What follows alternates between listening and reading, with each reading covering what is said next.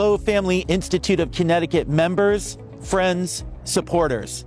My name is Peter Wolfgang, Executive Director of FIC. I have been making these videos for over a decade, every year, updating you on our success, on the work that we've done from year to year. And I have to tell you, in all the years that I've been doing this, in fact, a national organization, the Family Policy Alliance, which tracks all 50 states, declared FIC the Defensive Player of the Year, gave us an award with that name. I'm going to break that down for you in a moment and tell you why. There's a bit more information to cover than normal. I'm still only going to give you the highlights, but even then, there's so much of it. Just to remember, the reason why we do this is we want a state of Connecticut where God is honored, religious freedom flourishes, life is cherished, and families can thrive. So here in a place like Connecticut, a lot of times that means stopping the bad things that the anti-family movement tries to pass in order to make Connecticut a more difficult place to have those sorts of values. Our most important goals are life, family, and religious liberty. Each of them came under attack this year, and 2023 was the year that FIC came roaring back. We did more work on more things and stopped more bad attacks on life, family, and religious freedom in 2023 than in any other single year of our existence. Let's start, first of all, with our signature issue, family. It's right in the name of our organization. This year, the folks in this building behind me tried to pass an Everybody Gets a Baby bill. This was a bill that would have had taxpayer surrogacy for men who do not engage in procreative sex, homosexual men, asexual men. It actually would have been a sort of Handmaid's Tale for the state of Connecticut. It would have created a class of women to serve as their surrogates. The bill was an outrage. Let me read to you some of the names of the groups that actually testified and worked hard in favor of this bill. The Center for Reproductive Rights, the Connecticut Reproductive Rights Caucus, GLAAD, ACLU, Pro-Choice Connecticut, Yale University, Planned Parenthood. They all worked together. We stopped all of them. We defeated that bill. We protected women in the state of Connecticut, and we will continue to fight that bill if it ever comes up again. Secondly, we stopped something we call the Groomers Protection Act. This is a bill that would have prevented parents from using a Freedom of Information Act request to find out what teachers are teaching their very young children in the sensitive area of human sexuality. We cannot imagine what possible reason there would be to keep it a secret from parents what other adults who are not their parents are teaching their own children. We were proud to stand up to that act and to stop it. Third, we stopped a comprehensive sex education bill. Right now, the Connecticut Department of Education is spending hundreds of thousands of dollars to suggest to school boards that they teach certain things to children at a very young age having to do with human sexuality. For instance, naming the private parts, your private parts and what their functions are, and keeping this sort of thing from parents.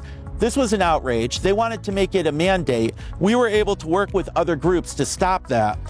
That's probably going to come up again, and we're going to need your help in the future. This is what your donations are able to do. These are the sort of things we're able to accomplish together. In fact, we defeated one of those bills hours before it was headed to a committee vote. Fourth, on family, we are working against Attorney General Tong's active deceiving of parents on the sensitive matter of the transitioning of their children. We are the only organization in Connecticut to file an amicus brief against General Tong in a court case on this matter that is pending now. And we are working with other groups here in the state of Connecticut on strategies to protect parental rights from those like Attorney General Tong who think that children belong to them or belong to the state. We know that children are not mere creatures of the state, as the Supreme Court said 100 years ago. They belong to their parents, not to the state, and we are working to stop all these things. We've stopped many this year, and we'll continue to work on that. And those are just some of the highlights on the family bills. Let me tell you about the life bills. This year marks our 10th anniversary of stopping assisted suicide. We have stopped it every year since 2013. People with disabilities, people that are fighting to stay alive under very difficult circumstances. Don't offer us poison pills. Give us a chance to live in freedom. Give us the equipment that we need. Give us the home care that we need. More palliative care, more hospice care, and more community services so people can have a life worth living. No assisted suicide.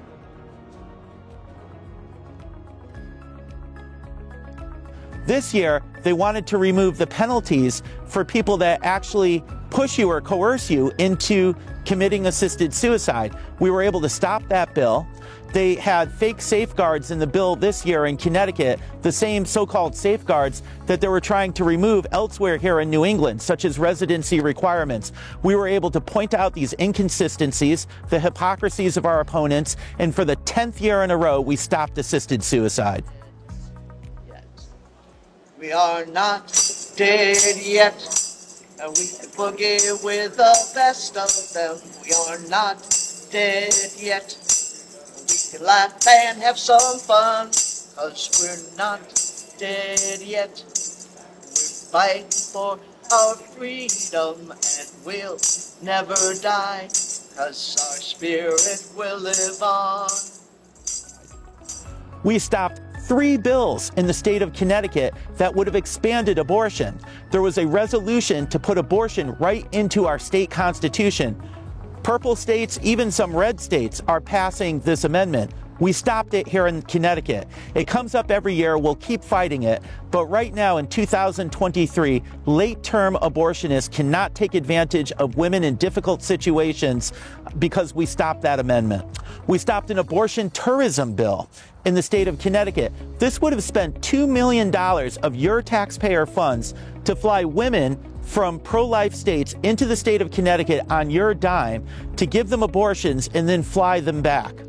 This bill would have subsidized human trafficking. The folks in this building behind me were not very happy when I told them that, but it's true. I drove here in the middle of a snowstorm to testify against that bill. I'm so glad that I did. I'm so glad that all of you joined us, heeded our call to contact your state legislators and stop that bill. Finally, on the life issues, we also stopped a Provide Abortion Pills or Else bill. There was a press conference that was held here in March where they tried to push this bill, all the pro-abortion groups. We showed up at that press conference. This is the value of the Family Institute of Connecticut. We were able to give instant analysis to the news media and to the public at large. We were able to provide other facts that you were not going to hear from the other side, and that bill died quickly. Boy, the other side was not happy with us when we stepped on their press and ended that quickly. On religious liberty and free speech, we are in uncharted territory in the United States of America. We are facing things that we thought we would never see in this country. Our speaker at our annual banquet this year was greeted with an FBI SWAT team in his home early one morning while making breakfast for his family because he's pro-life. It was essentially revenge for the overturning of Roe versus Wade by our federal government. We are facing similar things here in the state of Connecticut.